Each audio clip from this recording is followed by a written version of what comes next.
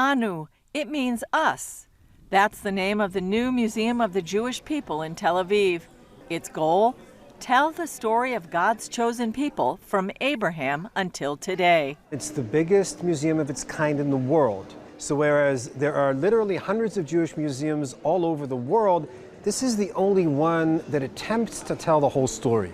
The museum combines artifacts, stories, artwork, and innovative technologies to tell the good and sometimes difficult history of the Jewish people like never before.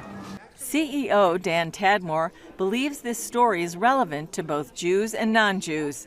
We refer to Judeo-Christian values as the bedrock of Western society. They are Judeo-Christian values. It's the things that we share. It's the values of the Bible. The museum covers 72,000 square feet of exhibition space spread over 3 floors. One aspect features interactives. So does your name come from the Bible? So let's punch in Jonathan. Here we go. And you will be happy to learn that Jonathan struck down the Philistine prefect in Geba, and the Philistines heard about it. Saul had the ram's horn sounded throughout the land. And this one shows how to make ethnic Jewish foods from around the world. I think I'm going to go for the stuffed leaves. Okay, let's go. So you get your list of ingredients, but now you actually need to work. Uh-oh, okay. You begin by putting the rice in the bowl. So drag the rice into the bowl. Oh, okay. Add the ground meat. Add the ground beef.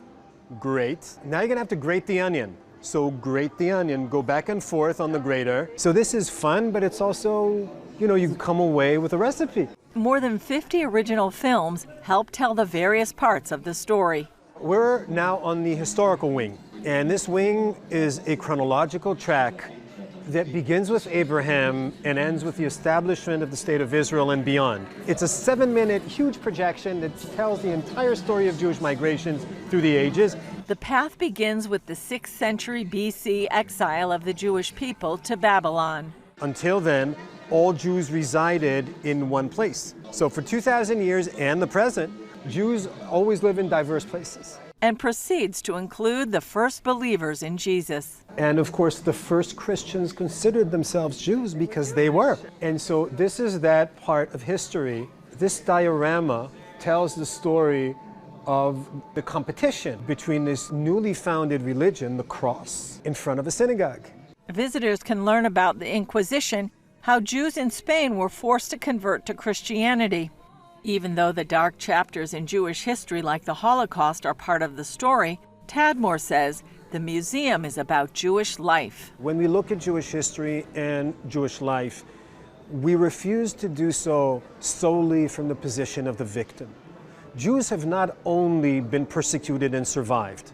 Along the way, we've thrived and flourished. The first Jews in North America established the first synagogue there in Newport, Rhode Island. This is a replica of a letter written by George Washington to the Jewish community of Newport, in which he basically says the children of Abraham will always have a home in these United States. Tadmor's favorite item is here in what they call the Hallelujah Hall, dedicated to synagogues around the world throughout the ages. Most of the congregations represented are still in use. This was one of the biggest synagogues in Warsaw, Poland. Blown up by the Nazis, the leadership hid the holy items before the Nazis arrived and then secretly sold them to feed the Jews in the ghetto. So this is the actual object from a synagogue that was destroyed by the Nazis over 70 years ago. And it miraculously survived because a Swedish philanthropist acquired it. It somehow made its way to Stockholm, probably because you were able to dismantle it and send it.